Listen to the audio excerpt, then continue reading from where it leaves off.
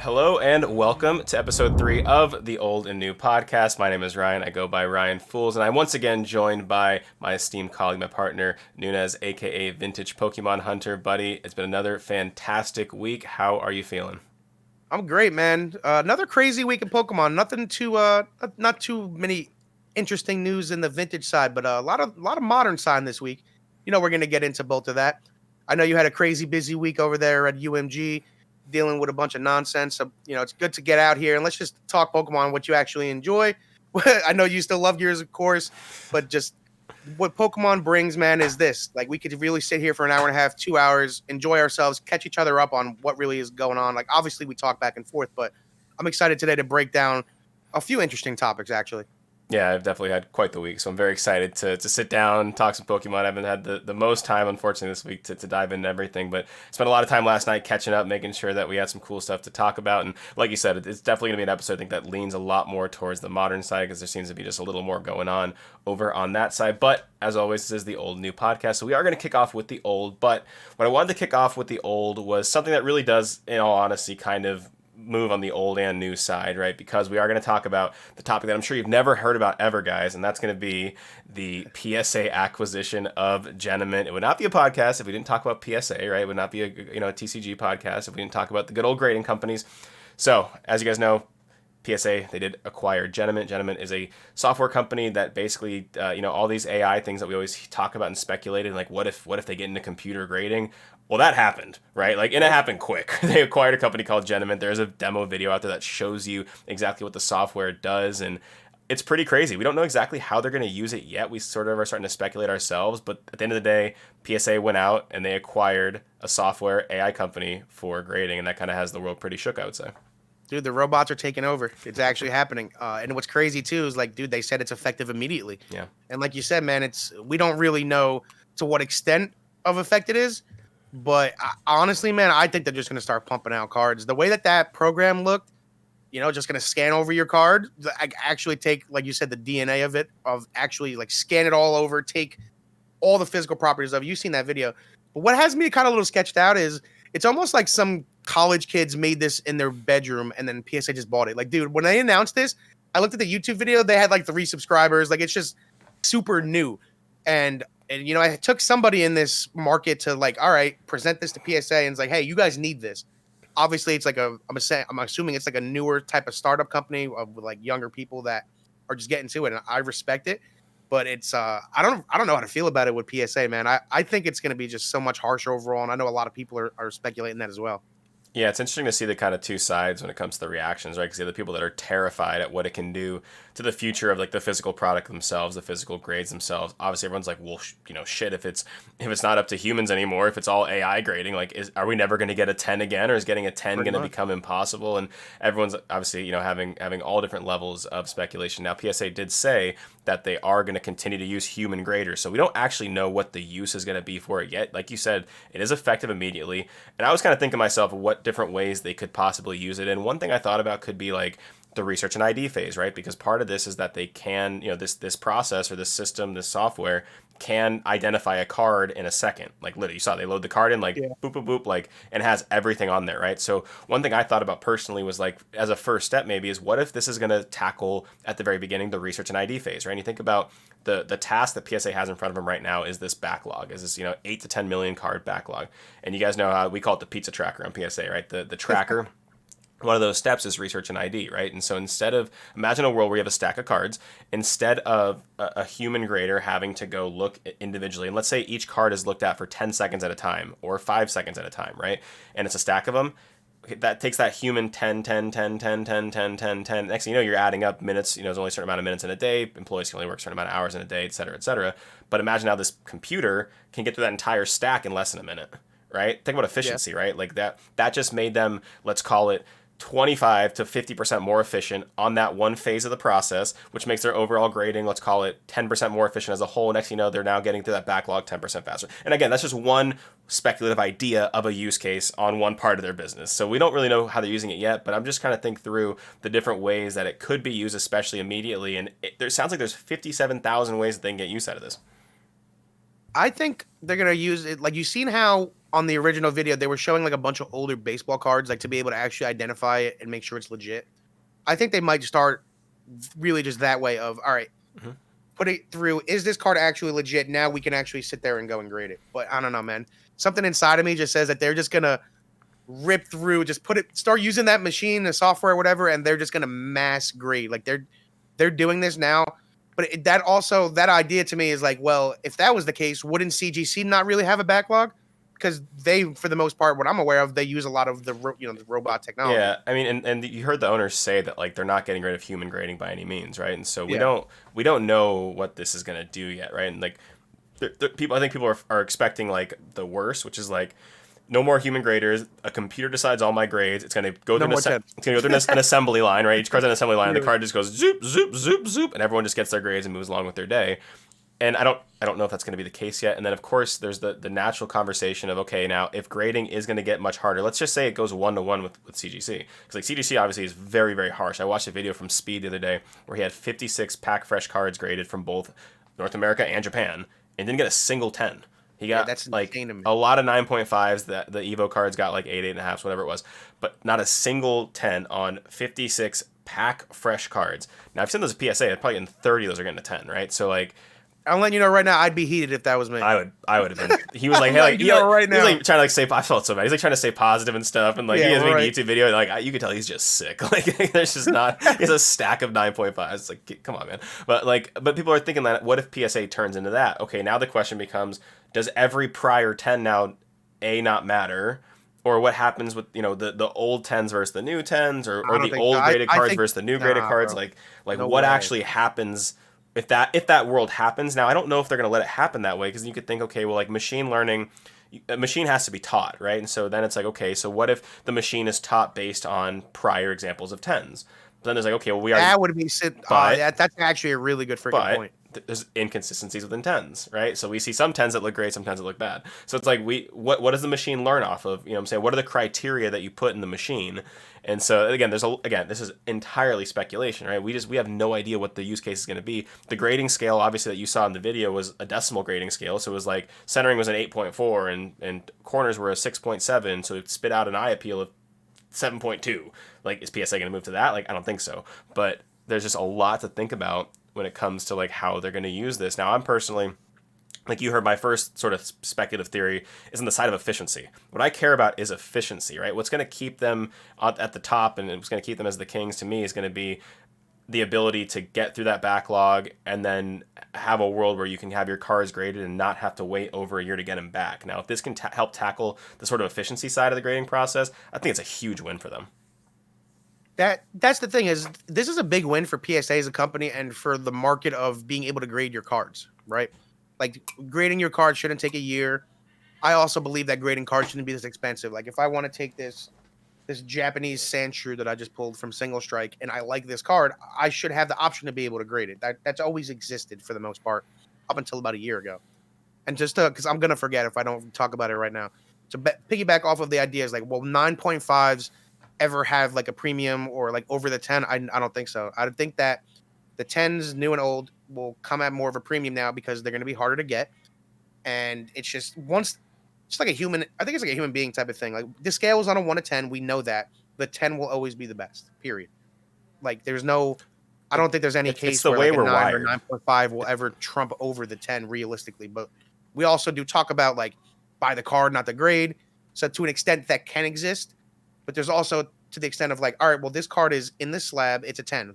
That you can't change that. You know, we talked about last week. Wall, as long as it doesn't crack, it's still a 10. It's human psychology. Like, it really is. That's why, like, and again, you will always have the people who buy the card, not the grade, and the people that are smart enough to realize that. But the masses, right, the vast majority of people, I don't think are buying the can be grade. convinced that a 9.5 is as good or better than a 10. Right, and the market, I don't think the market prices will ever bring those two things to life. And I think you've seen it with Beckett now. We've had Beckett 9.5s for how long now, and it's never caught up. Right now, the Beckett 10 can catch up, and that's like almost the proof's in the pudding right there. Right, like if the Beckett 10 can catch up, but then but a 9.5, which could be also the equivalent, won't. It's just, to me, it's wishful thinking to think that anyone would ever in mass approve a 9.5 as a 10. So again, it does bode the question now, like what does happen to the future of grading? Again, we don't know what they're going to do with this technology yet, but it's good to me more than anything to see these new PSA owners come in and look what they've done since coming in, right? They've come in Oh yeah, and they've really made expanded. it. They've tried to expand. They're hiring hundreds of people very quickly. They did this shutdown, which obviously loses them business when you think about it, right? That's months of not getting submissions. That means they're not making money. To get to that backlog, to put a stop to this, and then they're also investing in new technology for the future. So like, Those are big moves. I'm a Man. PSA stan to begin with, but like that to me is a sign of like this Good new business. ownership group Agreed. really tackling the problem and really trying to make something happen. And so you always hear people go like, "Well, they should have seen this coming. They should have just scale, right?" Like everyone got out of their business class yesterday, like just scale, right? It's like, okay, for one, like no one saw COVID coming. No one saw this explosion in collectibles coming. All this happened so quickly, right? And then the pandemic closing down PSA the first time, right? So like, No, it never happened. You That's cannot, never yeah, happened ever. you cannot expect, or it's not realistic to think like they could have seen that coming. And are there a few things they could have done earlier to get ahead of it earlier? Like, sure, absolutely. But again, we're in pretty unprecedented times, and like things happen really quickly, right? Like they raised the prices, then you heard them say we raised the prices, and we still saw in 3 days more in the last 3 weeks. Like, again, how do you see that coming, right? Like all of these things happen at once, and so I always think it's unfair when people are like, well, PSA should have just scaled, right? Like just go scale. It's like, for one, scaling takes years, and so I'm very happy with what they've done It's a so lot of far. money. It takes space. There's a to be able to scale. And what's crazy too is, bro, they already attempted to scale, and the shit went way above Yeah, they invested what in they new. expected was good in order to scale. Like literally, that's the Yeah, crazy part.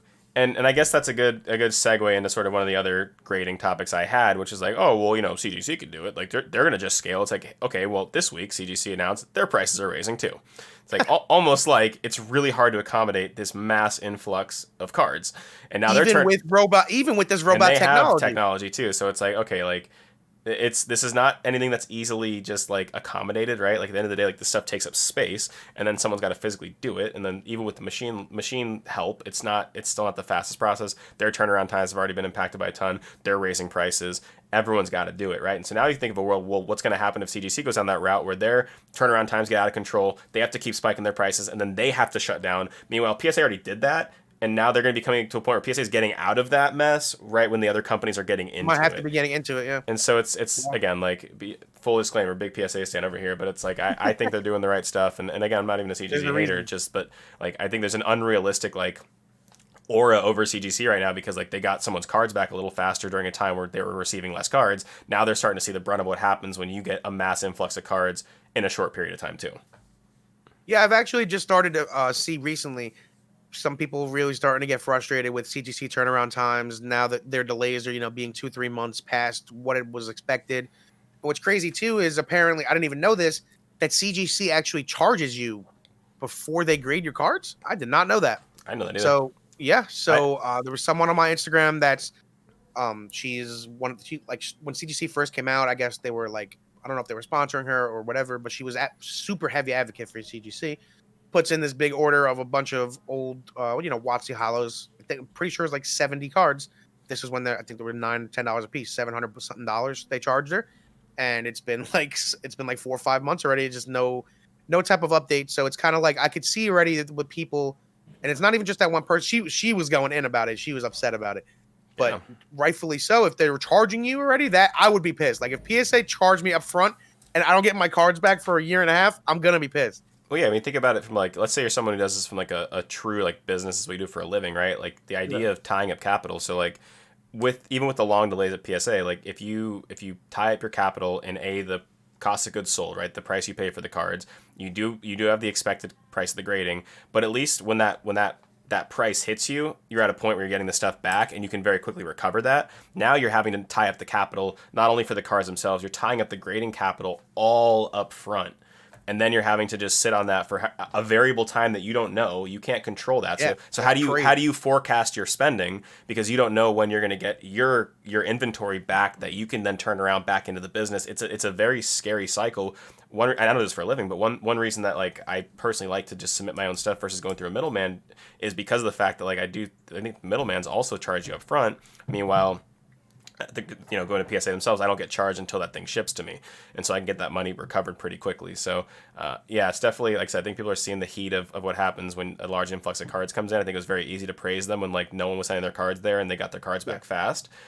So it's there's that, and then also I watched a video from Squeaks, who's a great Pokemon YouTuber, he's one of my favorite guys to watch, and he'd said that he caught wind that they're hiring for Yu-Gi-Oh, and so we can speculate on that 10 different ways, right? So like, so there's like a Yu-Gi-Oh expert coming in. So now they're going to be accepting more cards of a different type. Is that going to be a whole different department where the Pokemon stuff is untouched, or is this going to be another reason to just make the backlog over there even bigger because they're bringing in new cards of new types now, right? They're trying to expand as they're about to get buried, right? Like they're in the middle of potentially being buried. We don't know. They might be totally ready for this. They might be ready to do something crazy and shock us all. But like, they're in a position now where they're seemingly increasing turnarounds and increasing prices, which are the two signs of being buried if we've seen anything from PSA.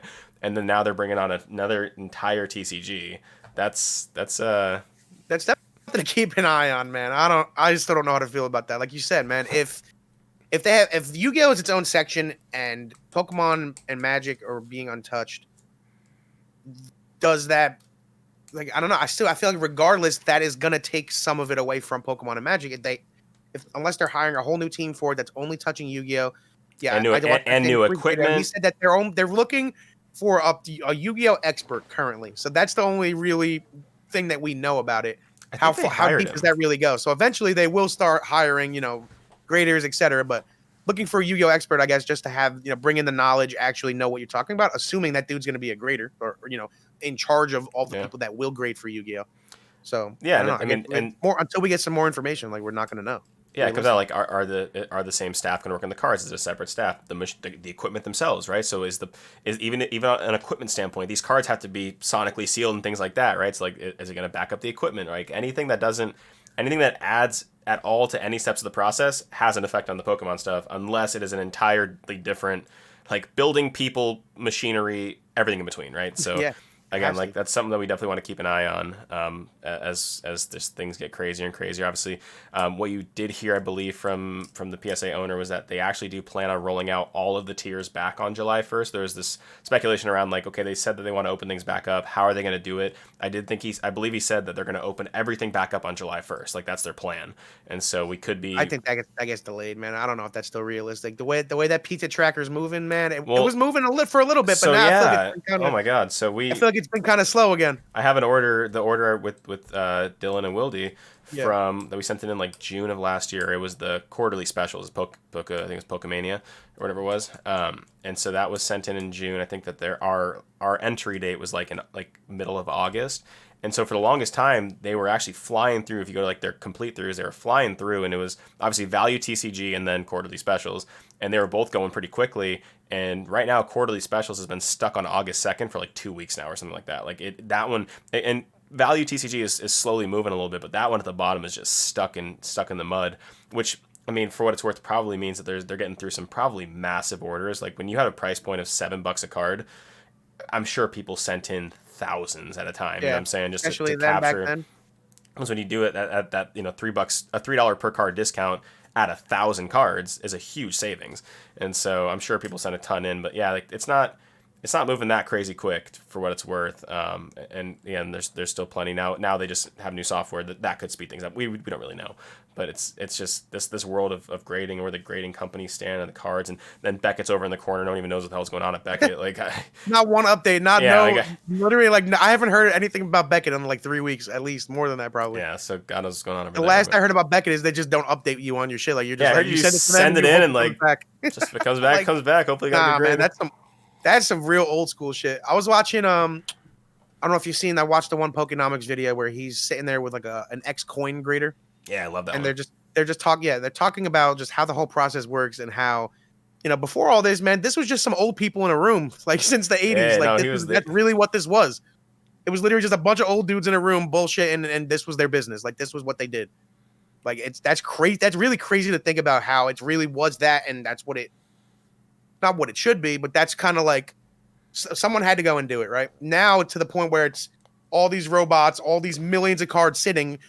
Did anyone ever expect it to get to this level? I don't honestly think so. I think some of these people at like PSA Beckett, some of these companies that have been around for 30 years, they would have had a massive, scaling would have been easier. You know what I'm saying? That's what Yeah, I really do think. it's really crazy how us as a market and industry, whatever you want to call it, have shifted towards how much we value that case, how much we value that piece of plastic with a number on it, right? It's Because when you think crazy. about it, like the idea behind grading initially was supposed to basically be to just authenticate the card and authenticate the condition to just value the card. But like right now we're in a spot where like we value we seemingly value the plastic around the card as much or more than the card now. You know what I'm saying? Like that's why you're seeing Or a lot of people do, yeah. these giant spikes between raw price and PSA 10. That didn't used to be the case, right? It used to just be a way to like stamp home that like the card isn't gem mint condition. You know what I mean? So it's I think that because of that, and then it's impossible not to notice the margins there. So from a business standpoint, you're like, well, shit, if I can get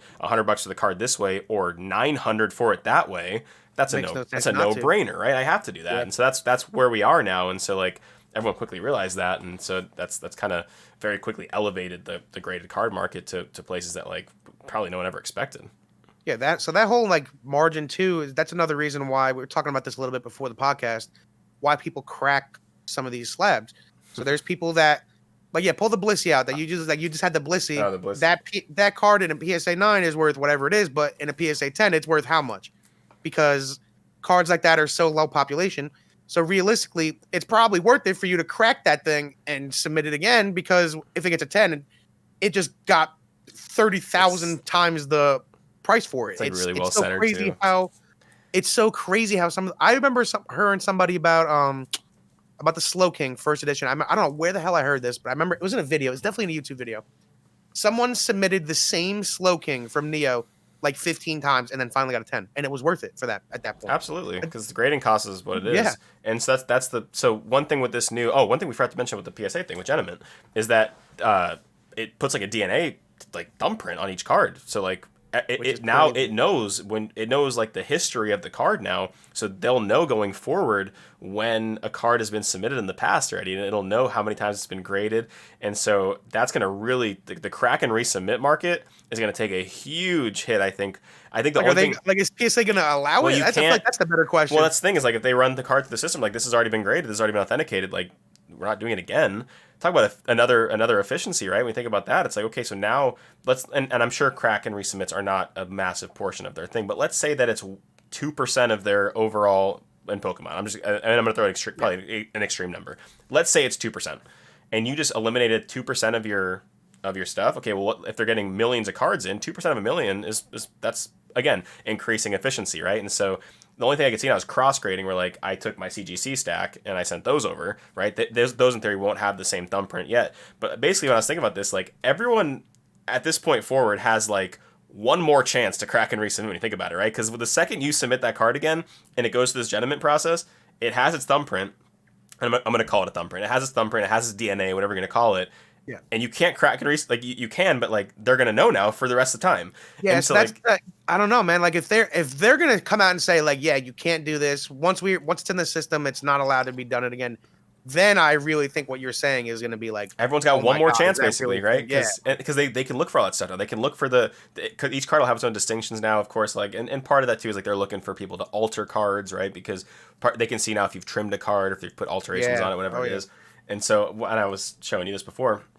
My next door neighbor and I, we were testing out like clean and efficient ways to crack cards, because like the way you currently crack cards to me scares the hell out of me. And so like you can see, like I just bought a cheap slab in sports. We took a saw, like he's all handy and stuff, and we were just sawing things up and trying to find the most like clean and efficient way to crack and resubmit cards. And now I was like, well, shit, like we just are figuring out cool ways to do this, and like that whole part of the market's just going to get eliminated soon, because now like no one can crack and resubmit cards anymore. But that was really fun to do. But yeah, that part to me is pretty crazy, because people, like you said, can do it 15 times and get the 10. Now, like, no, sorry, pal.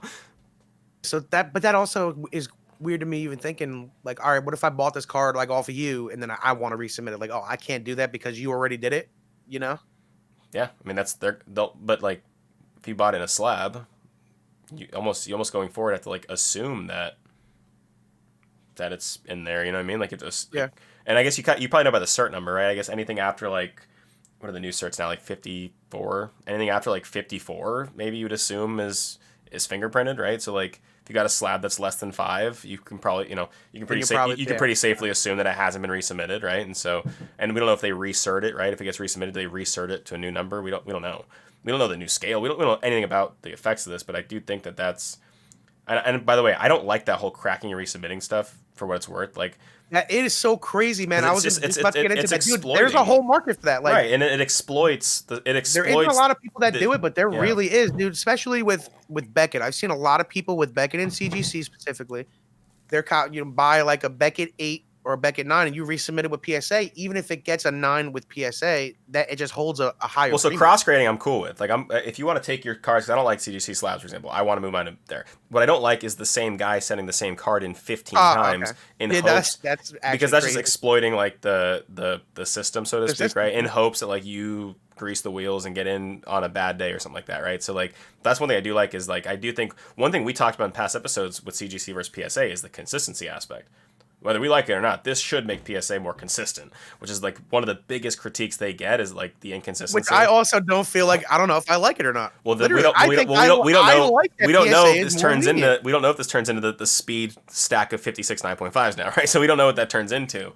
Exactly. And so I like the idea of consistency. Yeah, I mean, I'm pretty on board with like all the things that this Genamint stuff does. Honestly, now the only thing I do worry about is like I have a stack or a box full of like nice, pretty high graded cards of pretty good stats. Like are mine like I have like a lot of 9s, for example, of like First Ed Neo. Like are my 9s in First Ed Neo gonna not be worth anything anymore because like the new 9s are better or something? And you know, I don't think so. And in vintage, I think regardless they're gonna hold a premium now. I think 9s and 10s regardless are gonna just hold a higher premium now. So one thing too, like when everyone's freaking out about this affects modern more than it affects vintage. The vintage pop reports, especially for WotC, on some of like the stuff that like I like to have, like the Neo stuff, for example, like you're not going to see many more of those things coming through. Like yes, they're going to be there's going to be ones over time. There's still sealed product that'll be open. There will still be more sent in over the next few years, but like those pop reports are pretty flushed out, right? Like at this point, like how many more pack fresh like PSA 10 candidates are we going to have for some of these First Ed Neo cards, right? Or 9s, whatever it is, right? There's going to be some over time, but there's just not, you know what I'm saying? Like, meanwhile, with modern, there's a zillion coming through every day now. So I think this affects the future of modern graded cards a lot more than it affects the future of vintage. But and it's also like this modern era right now, too. It's just like this junk slab era. You know, everyone just takes whatever card, put it in a damn slab, and let's flip it.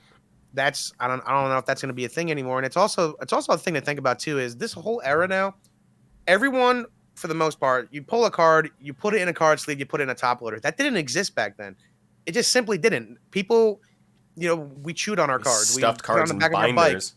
Yeah, and the bind, especially, and the way that we thought the smart way to store them long term was in the binders. And there's a lot of people that just a bunch of my friends, they'll just pull out their whole collection, but it's all beat up because this is the way that thought was smart to hold it. So now it makes me think, all of these people that are holding a lot of this new modern product, what are they going to do with all of these mint cards? I think this is going to make the raw modern market flourish more because there's maybe people that have 500 of these mint newer cards instead of spending all this money to grade them. Now that maybe the raw cards are going to have a little bit more of a premium because so many people are selling them. So, I don't know. Maybe the raw, down that route. I think that with the price hikes is what will help bring more health to the raw singles. We'll call them the singles market. Yeah. Because of the fact that like right now grading is cheap enough to where people until people in the market are unwilling to pay more money for a card in a slab, right? If that stops, that'll bring things down, right? But right now, people are still absolutely willing to pay more money for a card in a slab, even if it's a new card. It could be a card that came out yesterday.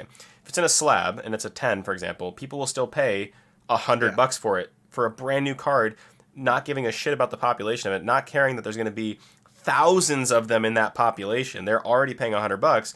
And so until that stops, like that gap's now closing more and more because of the price per grading. So right now when it's like, okay, $9 a card to grade, but $100 for the 10, it makes all the sense in the world to keep shuffling those through because there's still going to be buyers up here. Now, if the buyers refuse to start paying here and the buyers start to move down here, and then the prices start to move up to here, that margin becomes a little thinner, right? It's like, is it really worth And so it now to it becomes take all this less time, grade my exactly cards? tie up the Yep. capital, tie up the cards.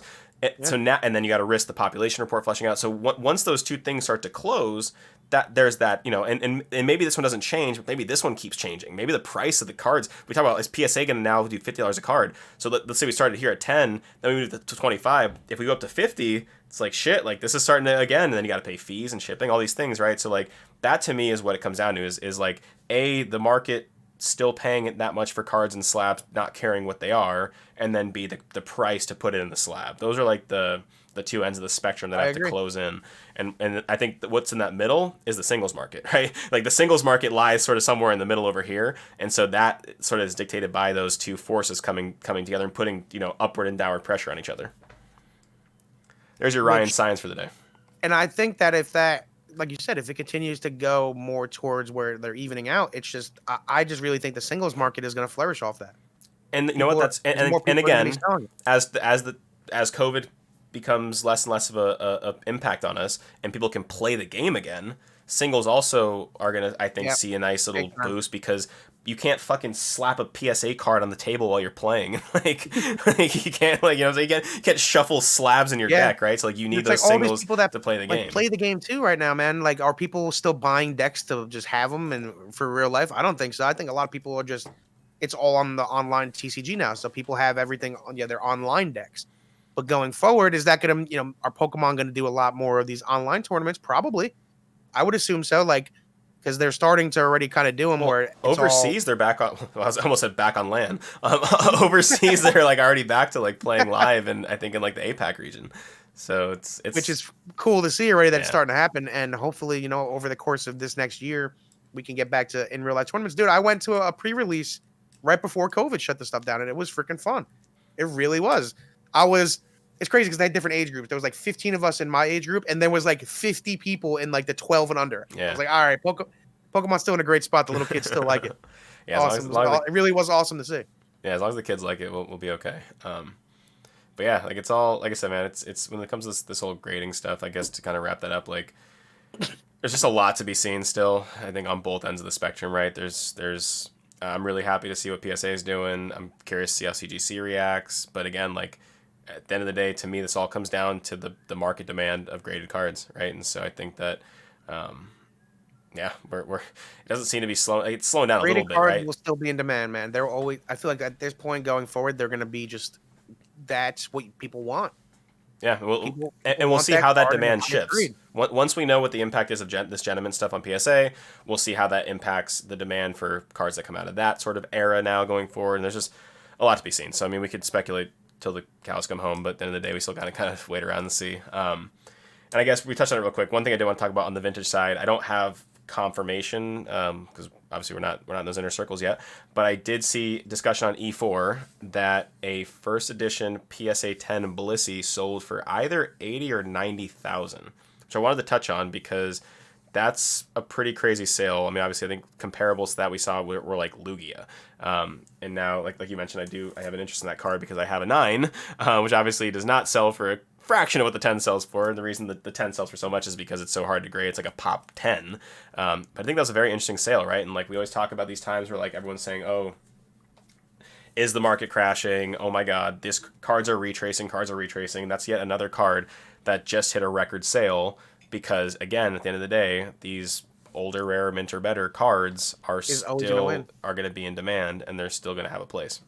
I think that as more new people come into the hobby and they start to understand pop reports, etc., that's just what's been happening over the last couple of years too, man. A lot of people accumulating these cards that are low population, and now look at what they've become. I really think that's why all these like older Japanese like Top Sun, Cardass, I really think that that's why those are starting to flourish, simply because of no one cared about them for so long that they're so low population.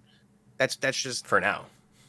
Exactly. That's for now. But realistically, though, the thing is, those cards are actually A lot of people, some of them came out of vending machines. Some of them are literally stickers that you can peel. Like there was probably a trillion of those made, but how many of those are actually still held 25 years later in mint condition? That's the real question about that. Yeah. And the pop report has reflected there's still not a lot. Like I have a card coming in that's it's the first of a very popular Pokemon, and it's a 9, and there's still less than 100 on the pop report. It's almost like, how can that really exist? And like you said, it can that for now, but I don't know. I don't see cards like that, and even like a card like the Bliss you just showed. How many more of those actually mint are there realistically in the world still? And how many more are actually going to be able to come out and be pulled? Yeah, I So, mean, that's kind of how I look at it. I have a card ass right here. I'm looking to find in my stack. Yeah, I mean, it's one of those things like when it comes to like the Blissey, for example. So that Blissey is really hard to grade, right? The reason that pops 10 is because it's like Neo had print lines galore. Mine got a 9 because of print lines, for example. Like had a lot of print lines. It's very hard to grade. You just knew because you saw it, right? Like you actually seen it on the card, so that that's how you know the centering looks clean on it. Oh, it's great. It's a beautiful card. That whole purchase was amazing. But with some of these other cards, but what I was saying is that the pop report of those have been very flushed out. The pop report of the Topson card ass ones, the pop report is not flushed out at all. I think we're years from that pop report being flushed out because they were so worthless for so long. I mean, there's been reports of sellers. I talked to a buddy of both of ours is named Todd. He's really into these older Topson and card ass cards. We talk about it all the time. There's been reports of sellers in Japan especially that have had just thousands and thousands and thousands of these sitting there in mint condition, and there's guys that currently have thousands of them at PSA right now, and so there's a lot to be seen still on those right now. And I'm not a hater of those. I was looking for. I have a PSA 10 card ass Raichu that I really like that I bought years ago, and so I think the cards are really cool. I'm a little worried to put a lot of my money in now. So if you're guys like Todd bought a ton of them when they were worth nothing. So Todd did great.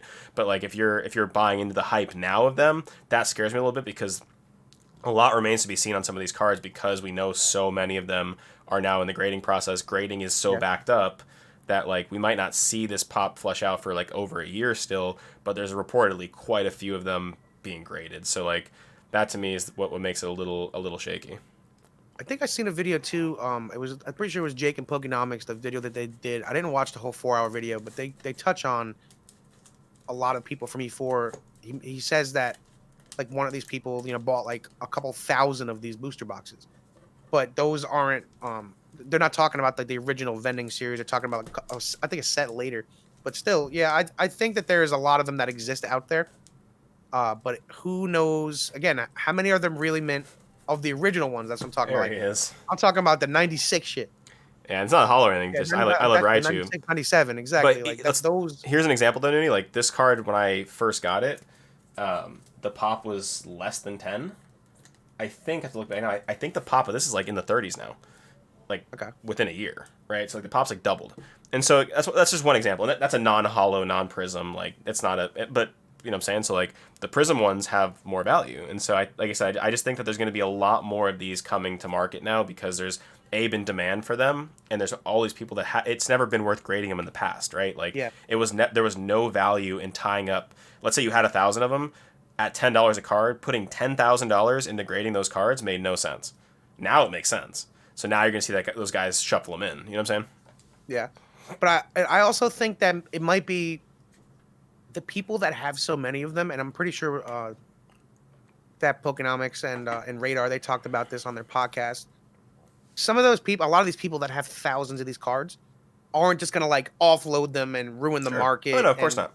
Stuff like that too. But the pop report's a pop report. You know what I'm saying? So like that's exactly. So that's something. It's just something to keep an eye on. But yeah, I was just more of going down this route of the low pop really matters, and the population report is really a thing to look at and something to really keep up with.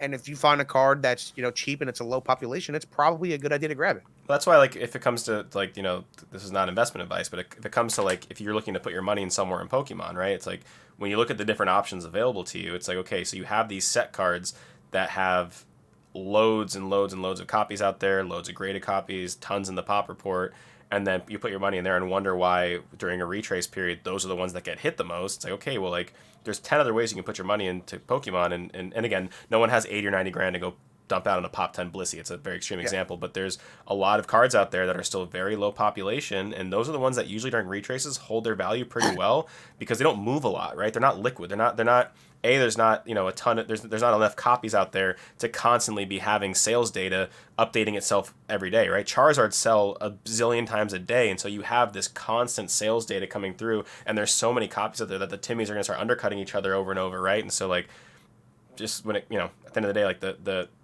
older rare mint or better thing that SM Pratt pushes is real, and those are always the cards that hold their value. And during a time where everyone's open mouth thumbnailing, the market's crashing, a card just sold for a record, right? A set card sold for a record. Like it's crazy to think about that too. It's like when was the last one sold? When that's the thing, they don't move. When will another one be for sale again?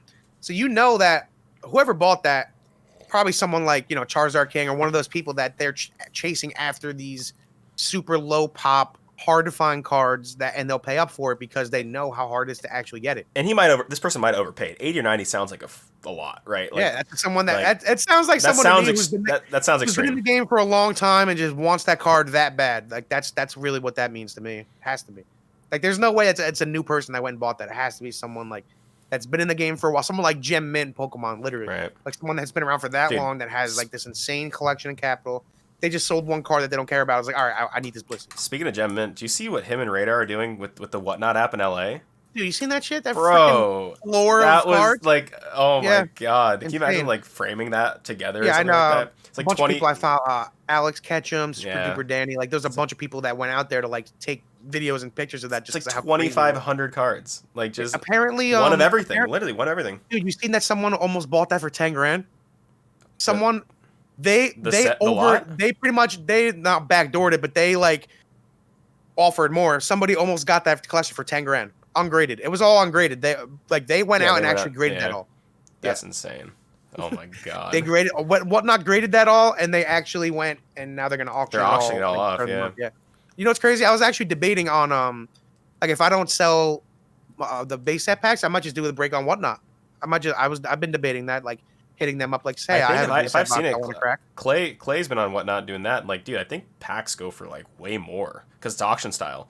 So like you're auctioning off the packs, and so it looks like packs are catching big premiums on there. So if you're looking on just a pure financial aspect, asking about 900 for we're asking 900 right now for one-weight packs, and I've seen blisters go for 1,100 of base set unlimited. So it's like, well, where's the line of getting an unweight pack? I feel like it's kind of in the middle there, so probably like around 1,000. But it's definitely something that I've been thinking about recently, just because, like what you said, I watched Clay's base set 2 for a little bit. I watched someone else did one recently too. Another breaker did one recently, yeah. And they're actually doing a lot more too. I think this month or this next month. So definitely something interesting, and that I might reach out to them and see what's up with that. Yeah, for sure. That's definitely something to look forward to. And yeah, I guess if you want to quickly plug your base set box, I know we don't talk about that enough. I mean, I don't even feel like grabbing it. It's literally right next to me, but yeah, I do have a base set unlimited booster box that I got about a month ago, and looking to crack it, man. So yeah, just if you're interested in a legit unweight pack and to be a part of the opening, definitely reach out to me and let me know. Awesome. And I guess last thing on vintage, I guess to close it all out, PWCC block does close tomorrow, so I'm excited to see what goes on there. I think one thing that'd be fun in the future that some people do is they do almost like we talk about Twitch streaming, right? I think it'd be fun to Twitch stream like the PWCC block and doing like PWCC like coverage. Doing it live. Yeah, and like because I mean I told you like I like to like go to war for cards sometimes, right? So like I don't know how I could mask that properly on stream, but I think it'd be fun to maybe do like a PWCC watch party with our community, right? And just teach people, right? Use this opportunity to obviously for us, a lot of our followers come from gaming, come from esports, so it'd be cool to kind of use this as an opportunity to sort of teach some people in our community sort of how this stuff works, things that we look for, the type of cards that we like to get into, because people always ask us what we're buying. So what I think you're really looking at. And yeah, like dude, randomly like last week that auction on that the card that I got, the Blastoise, it ended. It was ending in like 2 hours from when I got the link to it. Like I wasn't expecting that. I just got a random link to it. It was cheap. It was still like $150 with 2 hours left. So I'm like, of course I'm gonna be all over this. Yeah. I don't know. It's crazy how, like what you said, there's some people that they could sit on PWCC, they could sit throughout the whole auction, but then also how there's sometimes we could just go and grab a card randomly. Mm-hmm. That definitely does happen too. So it's like sometimes a card will pop up that's completely out of my radar that I had no expectation of buying that last week at all. like 0%. Then it just pops up. That's kind of important to like piggyback off that a little bit. It's really important to have that capital ready for something like that when randomly a $400, $1,000 car could just pop up and it's like, all right, it's time. Bro, It's one of time my now. favorite purchases this year was on Pokemon Day on the PWCC block, a card I didn't even know like was on there. It's the square cut VGS9 Raichu. This is one of my favorite. Cool. I think this is so cool. Like the square cut just looks so damn the cool. square cut, like just imagine a card like that, right? Like imagine if Pokemon cards were printed like this, how weird it'd be. And it's in a 9. It's in really, really good condition. And so I got this for a really good price. I got it on PWCC on Pokemon Day, and so that, I think that'd be fun to go through those with the community and maybe do that as like a live aspect. So yeah, that would be cool. Something to look forward to. I was noticing on the block, obviously there's still plenty of action to be had on there. There is a PSA 9 First Edition Charizard on there that's currently sitting at about 25,000. So I'm curious to see where that one ends up. We talked about sort of what's going on with Charizard right now at the 10 range, right? We're not seeing a ton lately, but like the past couple sales from a Charizard on a 10 seem to go down a little bit. I'm curious to see where that 9 now kind of starts to end up in this fold. And that was just like 15 pages of Charizard. See, like, where's the actual price at on these 9s now? I think definitely something to keep an eye on. I mean, as you know, I'm kind of in the market for a first edition Charizard. I'm not looking for a 9. I don't have the capital for a 9 right now, but like I'm in the market right now for a first edition Charizard because I really want one, and so I'm sort of poking around to see where these different cards are lying at these different grades. And I think PWCC is always a good place to kind of get a good kind of barometer of where everything's at, because there's a wide variety of grades going out and a good amount of buyers that look out for these auctions. So usually you can get a good idea of sometimes where these prices are sort of sitting. So that's something I'm looking forward to. Definitely interesting. And like we said last week too, it might have been the first episode, we're just talking about like how much really longer are these high-end grade Charizards going to be available for. Yeah. And dude, like you said too, that first edition, that 10, since it's been dipping down, well, anyone that has that, are they going to be inclined to start moving it now? Probably not. I think that they're just going to hold on to it now until they see some kind of want for it, like a demand for it.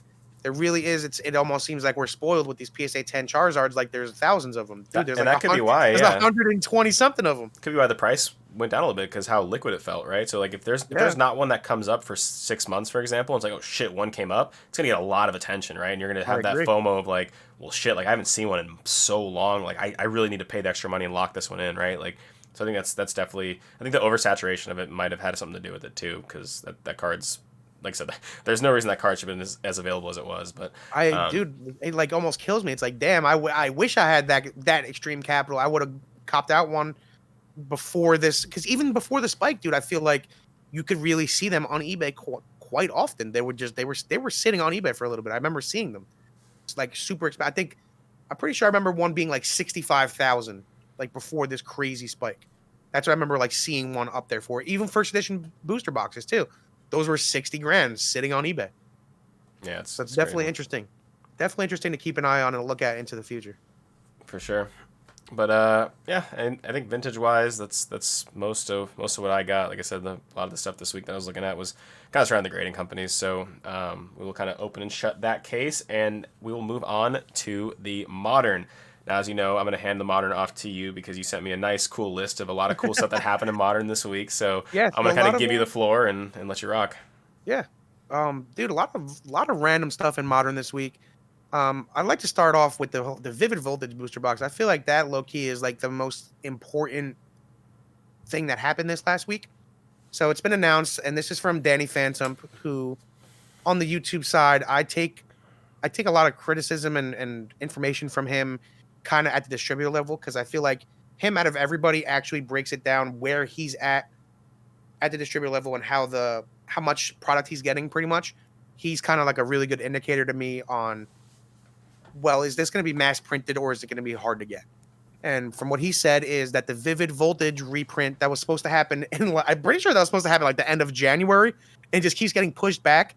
It has now got pushed back another month to the end of May. And apparently it's going to be a very small reprint, like we've seen from the sizes of Unified Minds, Unbroken Bonds, and Ultra Prism. It's going to be comparable to that. So it's very interesting because, in my opinion, I really thought that Vivid was going to be the first set that they really, like, when they go, and we won't know still for another year or whatever, when they open those new factories, I expected Vivid to be the one where they kind of start at really mass printing, because that's kind of where it really started of the whole supply and demand issue. But now the fact that Well, Vivid's only getting this small reprint 4.5 months after it was supposed to. I don't know, man. I think Vivid Voltage low key is gonna it's not gonna start at that. They're gonna start at a later point now, and that Vivid Voltage is definitely something to keep an eye on. Again, not investment advice, but I do have, I think 4 or 5 boxes of it myself because I believe that the set is good. It's a really good set with a lot of actual good cards in it, and that Rainbow Pikachu is actually a hard card to pull, a hard card to grade. Like I've opened over 1,000 packs on my stream, and the only one has been pulled.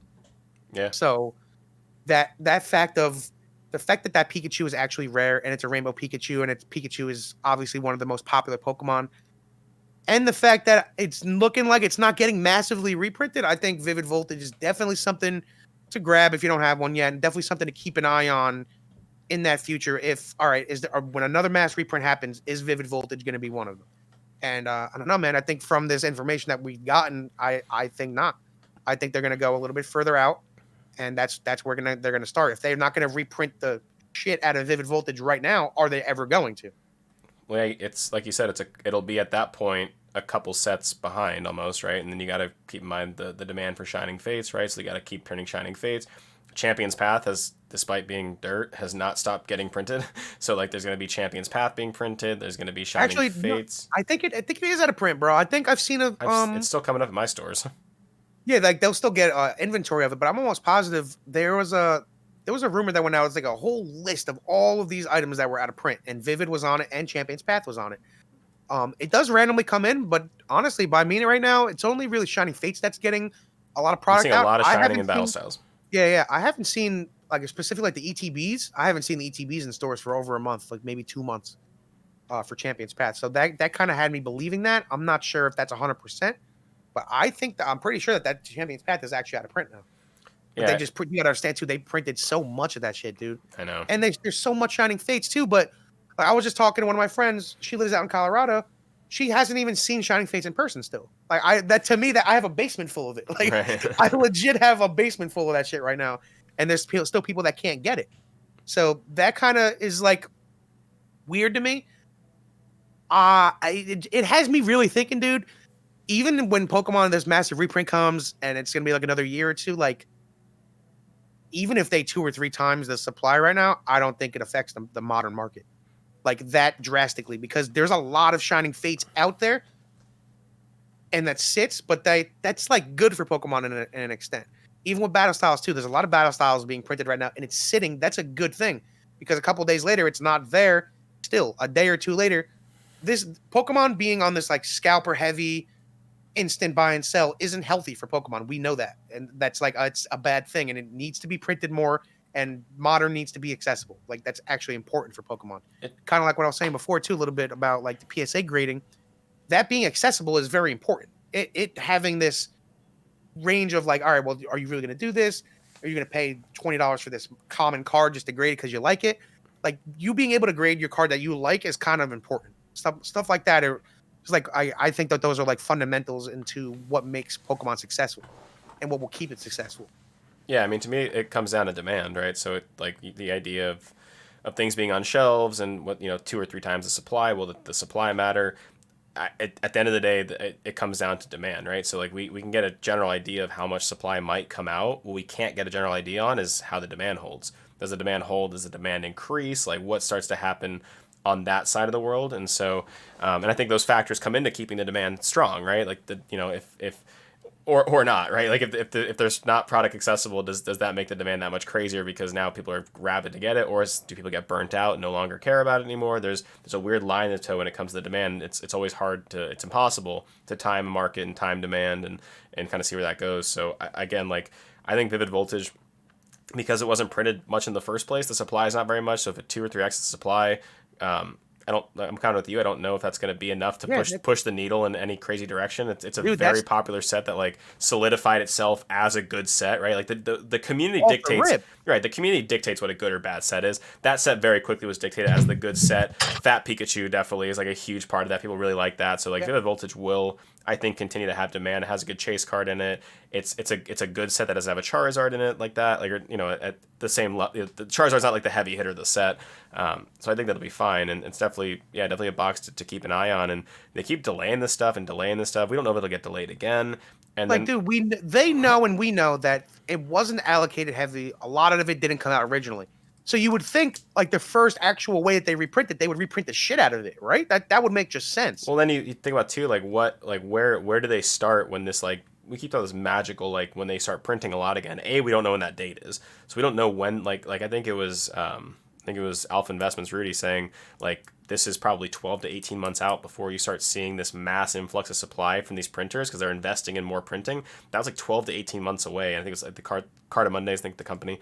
And so, I don't anticipate us getting this mass wave of new printing anytime soon still. So I think you're going to have the same level of supply with maybe a little increase hitting the market as they start to slowly ramp up. But like, there's not going to be this floodgate of like booster boxes flying from the sky. It's still going to be probably very heavily allocated. I think it's still going to be distributors and everyone in between is going to still get less than they ordered. I just don't know how much less. And it's like, this is only really going to hit two. It's going to hit a lot of local card stores. And it's like, all right, well, are these card stores going to be selling these Vivid Voltage booster boxes at 120, 130? Probably not. They're probably just going to keep it at the eBay price that they have it at already and just sell it for that. Well, like what happens to like Sword Shield Base and Darkness Ablaze and Rebel Clash, right? Those are not out of print necessarily, right? Like that we know of, right? They're still in. Everything in Sword and Shield to me is like still in play one way or another, right? We don't know what they're going to do with it. We honestly don't. And I've had this conversation with you too. Even right now, Cosmic Eclipse is still in rotation. Like if you play the card game, right? Literally the most OP, like the standard deck to have right now is ADP, Arceus Dialga Palkia. Like that's like if you're not running that deck pretty much right now, you're not. I don't think they can go backwards still. Like we talked about this. I don't think they can go back to Sun and Moon at this point. They're so far back on Sword Shield. I don't think they can go back there. But like, I hope not. Yeah, like it's just that. Especially with Cosmic, that's another box. So, dude, we were talking about box prices last week. This past week, Cosmic has spiked a little bit. Cosmic's up to about 600 a box now. Wow. When last week it was 500 a box.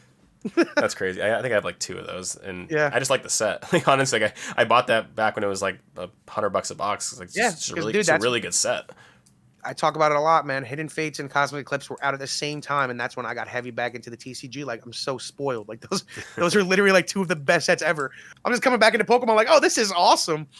Just ripping shit and just getting back into it that crazy, back into the cards heavily, and that's why I have so much Cosmic. I have so much Hidden Fates, and I believe in it.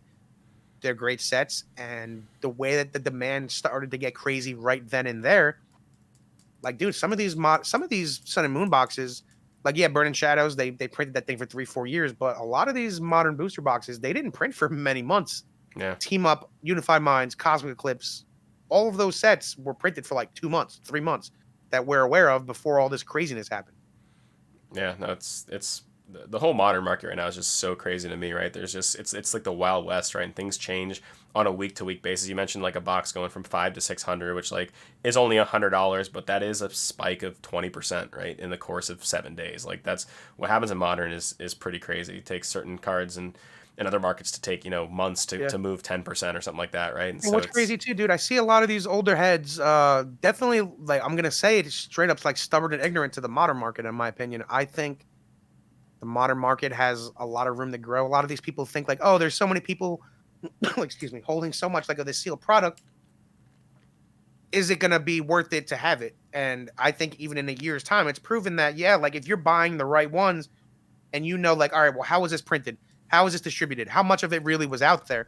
Such like, again, like Cosmic, like Team Up. Team Up is freaking $800 a box, dude. That set came out a year and a half ago, like 2 years ago, not even 2 years ago. And that's a modern booster box that's equivalent to some of these boxes from 10 years ago sell for $1,000. So it's kind of like in modern, like, yeah, if you bought a bunch of Champions Path to sit on, like, you're stupid, and you have there's so many more people that have so much of a Charizard ETB than have a Team Up booster box or a Cosmic Eclipse booster box. So yeah, in the extent of there's a lot of modern product that you could just, it's not going to go anywhere that is kind of like a waste of money, where maybe one of them, like the Charizard ETB, we can use that. Like that'll be a safe one that eventually people will want because it's a Charizard. But how many people have those sealed right now? Yeah, there's way more people that have that sealed than have, let's say, a Cosmic Eclipse booster box or a Team Up booster box. So yeah, well, I agree with the point of like a lot of the old people, like they like to say there's so much supply of this, everyone's holding the supply. So how does that create demand in the future? It's certain items. It's not obviously every item. Where as far as if you go back 8 to 10 years, pretty much any item, any pack has this premium because it's old, it's hard to get, the cards are expensive, etc. So it's definitely something to keep an eye on is modern booster box prices specifically and where they go and how kind of knowing again like at the distributor level how many of these exist, how hard was it to get. And again, I use that Danny Phantom guy as a real indicator because he's a big player. So if he gets a lot and if he's not getting a lot of something, that as an indication to me is like, all right, this is something to keep an eye on, watch the price, see how much the demand is really, and probably like look into it further of maybe grabbing a couple of them or whatever it is, you know? Yeah, I mean, like I said, to me, the crazy part about modern is just that they're at the rate it fluctuates up and down, right? Like Yeah. how quickly things blow up, and part of that becomes because the supply is so available. You're gonna see trends move very quickly because it's like, oh shit, like if a box starts to go downwards, it goes downward quick because a lot of people start to offload. If the price goes up, then there's so much available that so many purchases happen really quick that it's so, you know what I'm saying? Like Yeah. it accelerates so quickly, right, over the course of days, weeks, months, where you don't always see that on like the vintage side where the supply is much less available. So yeah, I mean, it's definitely something I keep an eye on, and something that we really have no idea. Like I said, they're very much in unprecedented times, and now that everyone knows stuff's worth money, people are holding on to it, so we don't know what that supply or demand is going to look like in the 5, 10, 20 year mark when those things become more vintage, when they become older, right? When they become so far out of print and old. Now you have the kids the 12-year-olds who are ripping Cosmic Eclipse now, when they're 22, are they going to want to go back and buy that booster box because that's when they opened when they were 12, right? Like there's so much things that we just don't know about yet, and so that's what makes it fun for what it's worth, right? To kind of speculate on that stuff and sort of play the game of Exactly. the stonking it up with the boxes and all that kind of good stuff. So It's so much, dude. Like Pokemon in general is just so much speculation. But if enough people speculate on something and take action on it, then it can work. I seen even Pokenomics, another one of talk about him a lot because he brings up a lot of great freaking points. He was talking about there's certain people now, even when, especially with modern cards, more of they'll go out and buy like every card that exists of that to literally bring the price up. So the if you have a buyouts, card that's people do five, if you have a buyouts, card yeah. that's $5 and you buy 1,000 of them, all of a sudden there's no more on the market. You can People control that the have to supply. sell them are gonna put the price up. That's how with the waifu cards, like everyone just did mass buyouts of the waifus Yeah, and drove prices up perfect there. example, dude. Yeah. Exactly. A year ago, I was so pissed off to pull any kind of trainer card. Now, a lot of them are super expensive because there's a market for it. I think the lesson learned there, like, and this is not financial advice, if you are someone looking to put your money into this stuff, and this is the same investment principles as normal investing too, is just, diversify, I would say, right? Like Big time. like that one thing that I always made sure I sort of focus on is making sure I put my money in a lot of different places, right? So I have a bunch of cool vintage stuff and slabs. I got a bunch of modern sealed product. I got I go after certain singles I think have upside, right? And just putting your money in a lot of places. That way, like, you're not putting all your eggs in one basket, that when these big crashes happen that you get screwed, right? Like that's again not financial advice, but just I agree. human being advice. Like, don't be afraid to diversify a little bit. Like there are people that only collect first edition base, and I understand why, Which is and I okay. Like respect it. it's okay But to collect what you want. Yeah. at the same time, like you said, dude, they're gonna have the biggest kind of flux simply because of, like, especially now. It's high risk, high reward. Look at the last 8 months. So a lot of people that came into the game, especially even like older people with big money, what's the first thing that they looked at? First thing, probably first edition. It's got to be. That's what. All right. Well, this was the first edition. I love have this card, therefore I Exactly. need it. Yep. Like literally, first edition. It's a 9. Like you really can't get much better than that as far as nostalgia. A lot of us never had first edition cards when we were kids. We had the unlimited one, and now we want to pay up and get the Shadowless or the first edition. So, but there's also like that's a good idea to have. Like, all right, I'm only going to collect the first edition base set. Like, okay, but in these markets, you're going to see the most fluctuation because that's how everyone else is thinking. Yep. And Yeah. at the end of the day, with set cards, like, for the most part, there's always another copy with set cards, right? Like there's they printed a lot of those things, first edition or Yep. not. So that's when you're putting your money in those kind of things. There's always an opportunity for more to hit the pop report. There's always an opportunity for more to hit the market. There's plenty of copies printed at the end of the day, right? It's one of the reasons I'm so into the Worlds cards right now, and especially the stamped Worlds cards, is because there's an open and shut amount of those things printed, and they weren't printed for years. Perfect And example. Yeah, printed so per I event. was gonna go into that a little bit too, I dude. love Like, those things, yeah.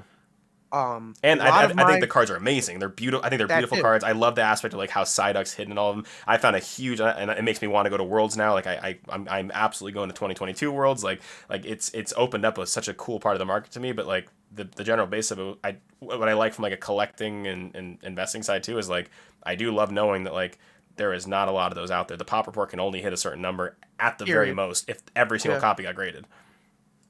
So that, like, I've been trying to explain that to a lot of my sport card friends, that they don't understand, like, how is there not numbered Pokemon cards, all of this stuff. And I'm trying to explain to them, like, Yeah. dude, there's someone out there right now that has 100 of these Charizards that I would kill to have one of. Okay. But then there's these trophy cards that only 20 exist of, that, like, that's the reason why it's so rare, why it holds this premium. There's only 20 that were ever made at some tournament in Japan that you had to bring your mom to in 1998, like Yep. some crazy shit like that.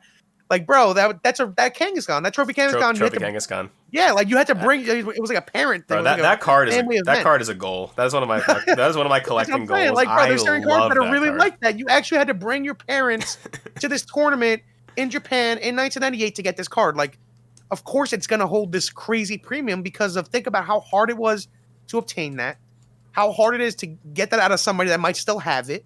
How many of those really exist in the world? I'm pretty sure there is a set number to it, but pretty much I was trying to explain to them how there's been people that are in Pokemon for 15, 20 years that, of course, they have anything that I'm looking at right now, they have and have had 20 or 30 of.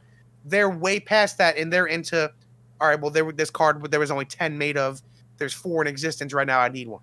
And paying whatever it costs to that. And that market exists. Like, that's the real high end. Like, there's people like going crazy that I got a base set unlimited booster box. Like, Gary's opened 1,000 of those to himself, by himself, like in his living room, like hanging out. You know, it's like that, dude. I promise you, this ain't shit, dude. That box was $3,000 a year ago. That box was probably 1,000 the year before that. Yeah. You know, so and we have no idea. And there's probably there's probably absolutely over 1,000 of those things left. 100%. Dude, a lot of people don't know. Unlimited base set before this, from what I'm aware of, before Evolutions, the unlimited base set was the most printed Pokemon set ever. That's from what I'm aware of. Speaking of Evo, by the way, on like a market watch, Evo boxes I've been seeing sell for around like the $800 mark now. Which they're going down? Which I know 800 is still a shitload of money. No, it's still ridiculous. It was up, but they were up to like 1,200. I was seeing them around like 8, yeah. And people were on E4 talking about how on, I think it was TCG Player, you can get like, you know, people do like the 36 pack, like it's not actually a booster box. Those are going for like 5. Which at the end of the day, there should be a big price difference between a sealed booster box and 36 loose packs as a box. But like, and again, this trend is not indicative of where the box is going to be or go or anything. But I did think it was interesting to see that box cool off a little bit. I guess could be the right word. It's about a 20% hit from $1,000 or so hyped, bro. It was so overhyped, especially. I wonder, are we getting out of the Evo hype? And again, this is very early. Just like, and I did just an eBay check of just some, you know, and again, there's still the outliers that do sell for like 9, but I saw a lot in like the 8, 815, 820, 800. I just think more new people are getting smarter, dude. Like if you're gonna stay around and you want to last in this hobby, when your first entry, like I seen SM Pratt make a video like, oh, is it worth it to crack an Evo box for $1,000? And he's saying yeah, and swearing by it. The expected value is good in that box still. Exactly. Because of the current market who's willing to pay for it. Also true. That's kind of the question is, does that change? The market right now will pay for that. Is it actually, a good value? Will that change? Like I was telling you, you said you had a stack of reverses. You need to be sending those in tonight. Like, bro. Like you said, you have a zillion reverse, bro. That probably like that 1,000. Reverse Hollow Mewtwo is selling for over 100, right? Like the Reverse Hollow Pikachu is selling for the Charmander. All these cards are selling for apparently quite a bit of money. Yeah, but that's also getting an Evo 10, which me and you both know is absolutely not happening. Okay, but the 9 will sell for 90 or something. You know what I'm saying? Like or whatever the hell people are paying nowadays. But like, there's value there. Is what I'm I was definitely thinking about doing that, doing a big CGC order with stuff like that, like.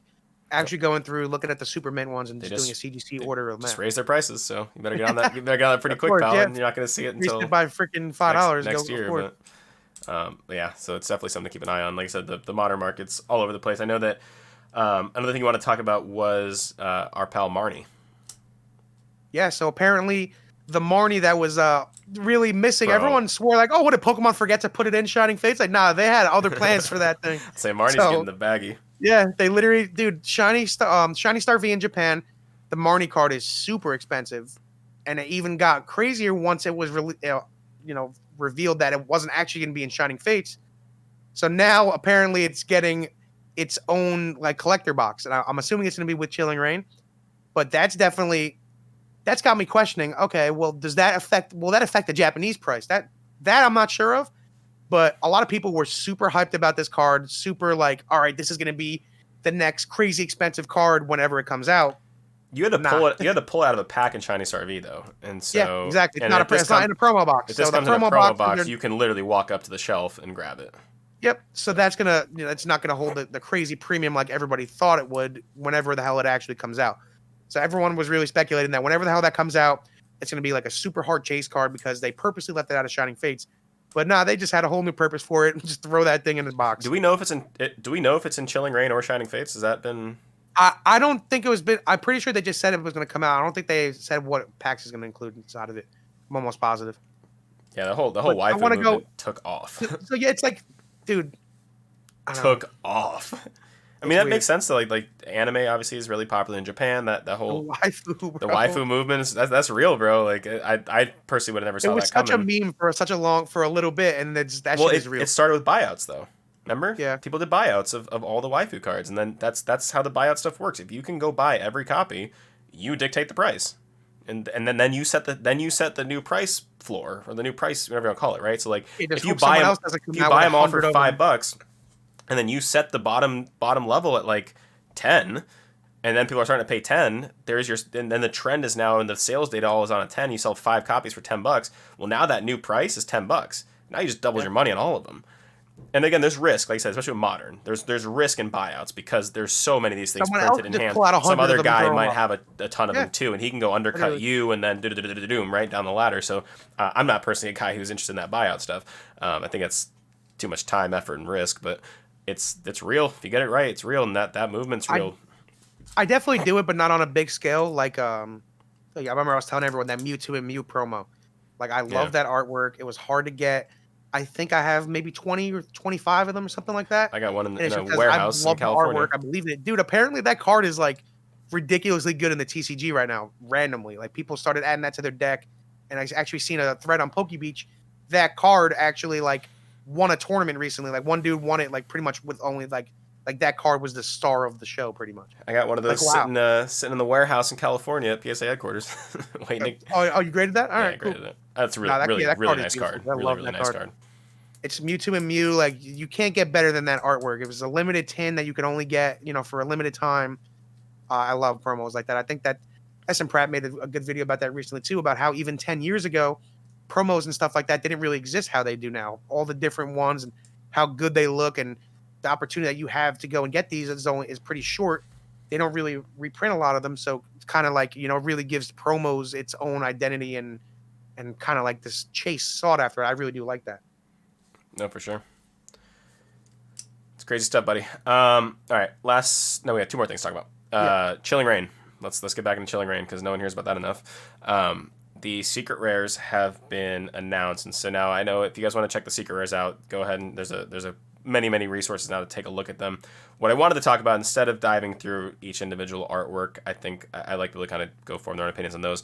What I wanted to talk about actually with Chilling Reign was actually more of like a macro level discussion on modern cards right now and modern secret rares in terms of like this alternate art. And I want to talk about this like on a macro level because it seems like Pokemon's actually moving towards making those alternate arts more of a thing. And I personally love it. I think that those are awesome. And I think they're starting to move those towards kind of the next sort of like tier, the next type of card that you look for within these sets. Because I think, when I came into this stuff, I hate that rainbow rare thing. I think most of them are so boring because it's just a portrait of the Pokemon rainbowy done, right? But I think these alternate art cards are incredible. I think was it Squeaks or someone pointed out that like they do a great job showcasing other Pokemon at the same time. No, I think it's maybe the Great Gem guys. Someone it was Squeaks. was It was Squeaks. Squeaks. Okay, Yeah, Rockruff. yeah. So, oh yeah, it was Squeaks. Yeah, so like that they do a great Pokemon. job of showcasing other Pokemon involved that don't normally get full art cards. It's a great idea, and the artworks are just beautiful. And I think I want to talk about that side of it because again, like obviously there's awesome Celebi cards in the set. There's Sandaconda cards. There's really cool secret rares. The gold Electrode. Like there's some cool cards in there. But I think what stuck out to me the most was like, wow, we're seeing actually a ton of these alternate arts. We saw it with Battle Styles. Everyone's favorite card is Tyranitar, alternate art. Right. I think that wave is coming. I think that's going to be some of the new things. And I think those cards are crazy. Here. Dude, I don't think it's coming. I think it's here already. Honestly. Dude, I sent you like I was going through the other night. It was like 3 in the morning, whatever, when the set list got announced on PokeBeach and they posted it. And I'm all hyped over these cards. And the one I sent you a screenshot of is the alternate art Celebi. I'm like, dude, this card is beautiful. Like, what the hell?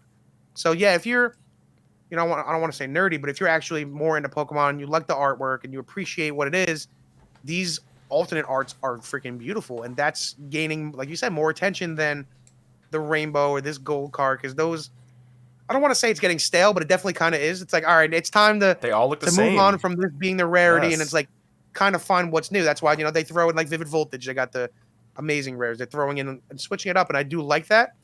But it's a good point, dude. Of Battle Styles has like their most sought after card is an alternate art. Has that ever been a thing? I don't think so. Yeah. But now that being a thing in Battle Styles, and people like. It's not even like people coming to terms with it. It's like that's universal. Like, yes, that's the freaking chase card. Yeah. That's the card that I want. That being a thing, I think has established now. It's like, okay, well, what other alternate arts are you doing? Also, that's a big thing in Japanese as well, is these like full art textured, just looking so beautiful. Like you got stuff in the background of it, like little details in the background. I think that's finally coming over into American cards and United States cards in general. I like it a lot. I personally think the alternate cards that were leaked with the secret rares are infinitely cooler than the rainbow cards that were released.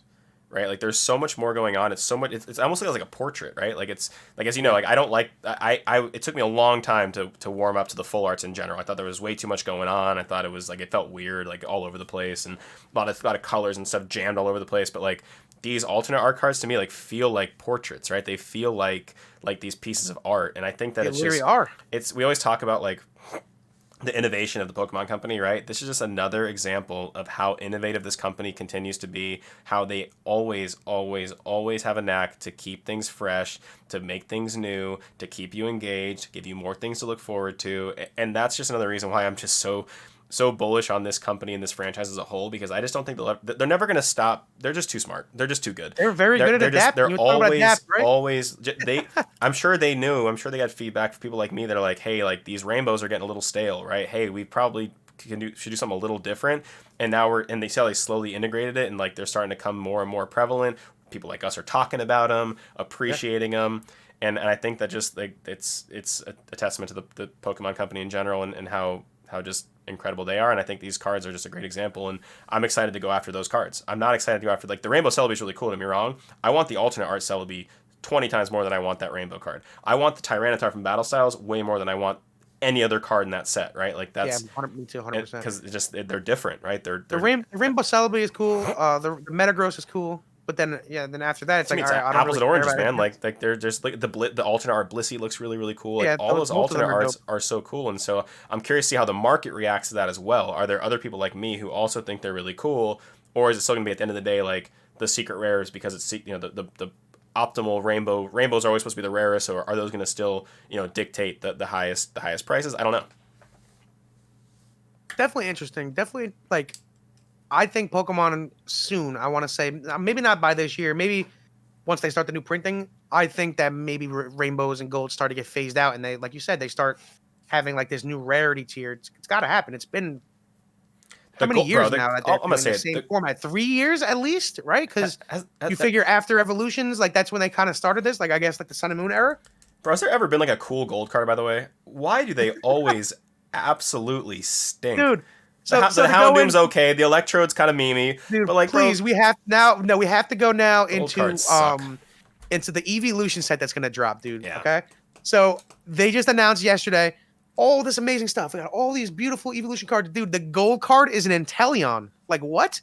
Like, why? Why not make a cool ass like Jolteon gold card? I can never take gold cards seriously when I opened up how many packs and got a gold can of beans. Like, bro, I will never take a gold card That's the seriously. first gold card you pulled? Gold can of beans. Pulled it twice. Not a single Charizard in that horrible set, but I got a gold can of beans twice, and both off center and oh my god, suspicious food tin.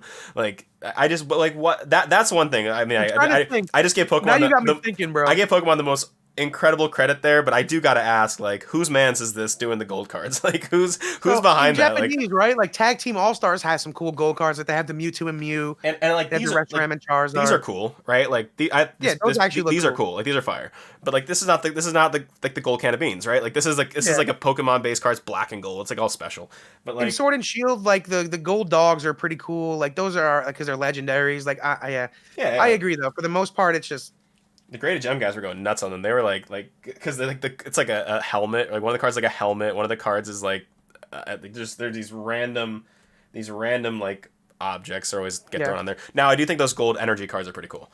There's the two. Yeah, I'm not a big fan at all. I think those are kind of cool. I'll take that over a can of beans. You know what I'm saying? Like that's I'll take that one all day. But yeah. But that evolution set, dude, and to go a little bit out gold. Phase out gold, more alternate arts. That's the moral of the story. I agree. Dude, so I was gonna do it a little bit before, but I kind of wanted to wait till we got it into its own topic of the evolution set. But kind of like the Marnie box, apparently, I believe Jolteon and two more, I think, are only gonna be in box sets. So that's gonna be the only way that you can get it. They need to do a card that has like all of them on it. That would be crazy. All 6 of them? Yeah, that would be nuts. That needs to happen. Like that needs to happen. I could see probably that won't. maybe in a promo box. I could see that maybe in a promo box. But it needs to happen. Bro, like me and Maya, we opened a couple Hidden Fates tins the other day, and this card isn't really worth anything, but like there's something about when like you can artistically bring all these Pokemon together. Like that shit is beautiful. It's gorgeous, right? Like, and so I think that they could just do all these birds are tied to each other. People tie them together, right? Like, and so that comes together really well. I think they could do the most incredible thing with the evolutions, man. Like, at least give us one with the originals on it, right? How about just the originals? Those 3. Can we live with that maybe, right? And then maybe do one. Yeah, I don't know. Like I'm pulling for. So that that has me thinking though are those boxes like the promo Marnie box, right? Like that kind of hurts it in general. But now that these evolution sets, if they can go ahead and they confirm that some of these evolutions are only going to come in these boxes, well, is that going to cause that a price hike? I think so because. Like, say it's hard to get a Jolteon box, or it's hard to get, like, a clean Jolteon. People are going to want that. And you know this evolution set, this is going to be one of those sets where a lot of people are going to get the master set. Like, people want the master set up. I think this will get treated, my bold prediction, I think this will get treated similar to Vivid Voltage in terms of, like, it being heavily sought after for something that's not Charizard. But, sorry to cut you off real quick, but you know what's crazy, dude? They announced yesterday that it's going to be treated in Japan like Shining Star V. It's going to be a 10-pack box. It's not going to be a regular 30-pack set. It's actually going to be a special set. That's confirmed. That's good. Like, Shiny Star V did great. So like anything that you want to do that way, I'm confident in. Shining Star V has way better reception than Shining Fates has. Honestly, like way better. Well, because Japan's better at everything, and then we get like the leftovers over here. Like they just like mishmash whatever's like going on over there. That's cool. Like mishmash like most of it. Like and, McDonald's. Like we're literally, it's like McDonald's. Leave out some cool stuff. United States Pokemon, like compared to Japan and how they do everything, it's like McDonald's to like a 5-star restaurant. It's kind of like what it seems like. Yeah, and. Like I said, Chilling Reign, we're gonna get some combination of all the cool. Yeah, we get some cool stuff, some things that piss us off. Like we just got a mishmash of all the good stuff going on in Japan. Yeah, it's crazy too because even in these last 2 sets that just got announced, and Matchless Fighters, so that's a 3rd set that is confirmed that's gonna be a part of Chilling Reign. Like, dude, there's a lot of Squeaks. Even just between the 2 sets, Squeak said that there's 50. There's 50. 50. That's a lot between just the 2 sets. I think people are forgetting that Matchless Fighters is also going to be a part of Chilling Reign. Well, like, so it's like, well, how much are they going to take these 3 sets, bring them, squish them together, and make it not oversaturated like Shining Fates? So does that pose the question? Like, so I think like Hidden Fates, for example, like there's a very wide set, right? And like Cosmic Eclipse, very wide set. So like, do the singles or the certain individual cards, do they get a higher price because there's so many secret rares that like each one becomes a little more rare in that sense, or is it like this is too overwhelming, I'll never complete the set, I don't want to deal with it, right? There's like the two sides of it about like do the cards become inherently a little more rare because that slot has 49 other cards it could be, or like I said, I'm curious to see how people treat that. I agree. Like the master set's going to be a pain in the ass, for example. Yeah, just to bounce again a little bit over to that Eevee set, dude. I think that's going to be one of the most sought after and completed master sets. Like people are sleeping on how popular all of the evolutions are. Like they're like absolutely. Cult following. Yeah, I mean, dude, when they made Let's Go Pikachu, Let's Go Eevee, right? Like there's a reason. Eevee is very popular, and all the evolutions are very popular. I'm excited. That's a really freaking good point. I didn't even think of that. Like for real though, Eevee is actually that popular. So I really think that this set is going to be something that more than like Hidden Fates 2 is it's a set, but because it's so big, yeah, it might throw some people off. Like, all right, it's going to deter people from, I don't want this master set. Some of these cards are so expensive. Some of these cards are so hard to get. But I think straight up in the beginning, the Eevee set is going to be an absolute banger hit, crazy good. Oh, yeah. And long term, I think it's going to be sought after because if so many people are going to go and fiend after a master set, especially when it drops, because they don't want to have to wait and pay these premiums, especially if, like, say, Jolteon, Umbreon, if these more popular ones are going to get put in only promo boxes, I really think that it's going to be harder to complete a master set. They'll be more sought after. I think it's a good move. I think it's a freaking genius move, to be honest. And I really think Pokemon needs to come quick with the 25th anniversary, like, announcement or like a leak or something. We talked about this a little bit before, man. It's kind of like the 25th anniversary kind of like hyped down. Like, dude, bring the hype back. You guys are in control of this, you know? Yeah, no, I'm excited. I forget all the time that we're in the 25th anniversary for what it's worth, right? Because it just doesn't feel like there's a ton going on at the moment. I think Pokemon Day, I say all the time, was a blast. I just doesn't feel like, I don't feel super engaged in the 25th anniversary right now, and hopefully that changes in the second half of the year because there's still plenty of time left for them to do plenty of things, and there's been announcements that there will be stuff for the 25th anniversary. It's just a matter of what and when. So just another one of those things that we got to kind of sit back and wait on.